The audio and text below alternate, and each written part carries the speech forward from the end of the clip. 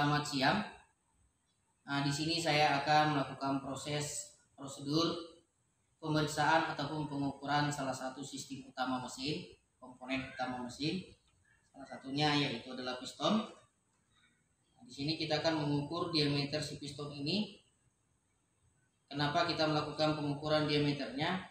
Agar kita dapat mengetahui tingkat keausan daripada si piston tersebut. Nah, sebelum melakukan proses pengukurannya, izinkan saya terlebih dahulu memperkenalkan diri saya. Nama saya Bobi Hasibuan. Asal sekolah saya dari SMKS Yapim Taruna Marelan. Sekian perkenalan dari saya. Oke, untuk melakukan proses pengukuran piston di sini, alat yang kita butuhkan adalah mikrometer. Kenapa harus mikrometer? Karena mikrometer ini merupakan salah satu alat yang tingkat presisinya sangat baik. Dikarenakan tingkat ketelitiannya itu adalah 0,01 mm. Nah, untuk ukuran yang kita gunakan dalam mengukur piston ini, kita ambil ukurannya 75 sampai 100 mm. Yang artinya mikrometer ini dapat mengukur dari ukuran 75 mm sampai dengan 100 mm. Di bawah ataupun di atasnya mikrometer ini tidak dapat melakukan proses pengukuran. Sebelum melakukan pengukuran, mikrometer ini haruslah kita kalibrasi terlebih dahulu. Nah, untuk apa kalibrasi? Kalibrasi di sini adalah tugasnya berfungsi untuk memposisikan alat ukur kita ini ke dalam posisi 0. Sehingga untuk mengukur piston tadi, hasilnya dapat lebih akurat ataupun presisi. Nah, cara-cara untuk kalibrasinya adalah sebagai berikut. Saya akan tunjukkan cara-cara kalibrasi. Kita masukkan atau kita dudukkan mikrometer kita ini di stand mikrometer agar ketika proses kalibrasi mikrometer kita ini tidak goyang ataupun tidak ada getaran, sehingga proses kalibrasinya juga berjalan maksimal. Nah, untuk rod yang kita ambil adalah ukurannya adalah 75 mm. Nah, ini adalah batang untuk penyetelan kalibrasi. Nah, rod ini akan kita masukkan ke bagian bilah ukur, range pengukurannya. Lalu kita putar timbelnya sampai nanti batang spindle dengan rod bersentuhan. Setelah bersentuhan, kita putar ratchetnya 2 sampai 3 kali putaran. 1 2 3. Yang artinya 2 kali juga boleh, 3 kali juga boleh. Nah, lalu kita perhatikan di sini garis skala 0 haruslah berada segaris lurus dengan outer sleeve. Nah, ternyata di sini setelah kita lakukan proses kalibrasinya, angka 0 di skala timbel tidak segaris lurus. Nah, di sini kita akan memposisikan dia harus tegak lurus. Dengan cara kita putar skala timbelnya sampai benar-benar garis angka 0 segaris lurus dengan outer sleeve, garis batang outer sleeve. Nah, di sini proses kalibrasi sudah selesai. Sekarang kita tinggal melakukan pengukuran pada piston itu sendiri.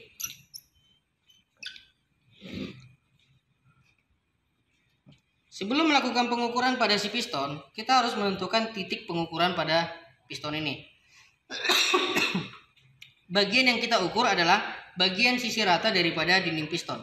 Jadi ada 2 sisi ratanya. Kita akan ukur di bagian sisi rata ini. Terus kita ambil dari atas ke bawah sebanyak 8 cm. 8 cm dari atas kemari. Nah, di situ adalah titik penyetelan yang tepat untuk mengukur diameter luar daripada si piston. Oke, kita lakukan saja langsung.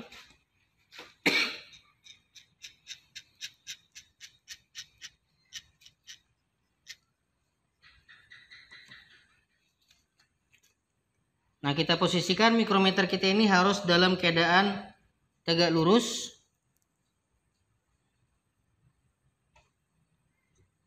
Posisinya tadi jangan lupa dia berkisar 8 cm dari atas ke bawah. Karena di situ adalah posisi yang ideal untuk melakukan pengukuran pada pengukuran diameter luar pada piston. Oke, baik, di sini sudah tepat. Nah, sudah bersentuhan batang spindle dengan dinding daripada si piston. Nah, di sini kita putar kembali ratchetnya 2 sampai 5 kali putaran. 1 2 3 4 5. Setelah itu kita perhatikan nilai yang ada di sini pada mikrometer kita.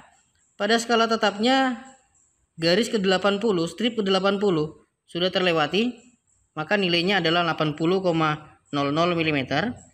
Sedangkan pada skala bawah atau skala nonius, di sini nilainya adalah 0,50 mm. Kenapa 0,50 mm? Dikarenakan garis skala bawah sudah dilewati oleh batang timbel, bibir timbel di sini. Maka nilainya adalah 0,50. Tetapi apabila dia tidak melewati, nilainya adalah 0,00 mm. Nah, pada skala timbel di sini hasilnya adalah garis 1 2 ketiga, berarti ke 48, garis ke 48 strip. Maka nilainya adalah 0,48. Itu adalah hasil dari pengukurannya. Nah, untuk menemukan hasil yang sebenarnya, pada skala tetap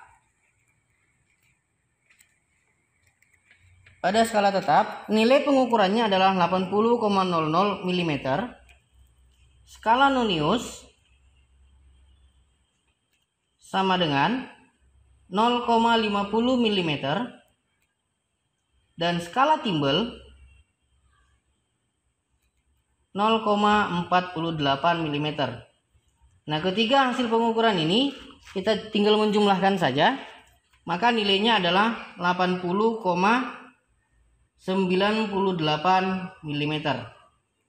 Inilah hasil pengukuran yang saya dapatkan untuk diameter luar daripada si piston. Nah, hasil dari 80,98 di sini, kita tinggal melihat ke spesifikasi yang sudah ada di buku panduan Toyota Step 1 untuk perawatan ataupun pemeriksaan. Untuk standar pada piston, dia adalah 80,35. Saya ulangi, untuk standar pada piston, diameter luar piston 80,358 sampai 80,368. Standar keduanya 80,368 sampai 80,378. Standar ketiganya 80,378 sampai dengan 80,388. Yang artinya standar yang diizinkan adalah dari awal sampai akhir di sini adalah 80,358 sampai dengan 80,388. Dalam artinya dikasih range di sini berkisar kurang lebihnya 0,20 mm. Nah, kita tinggal membandingkan ke nilai pengukuran yang saya dapat. Nah, ternyata hasilnya melewati daripada nilai standar, karena di sini adalah nilai standar. Berarti nilai yang saya dapat di sini ini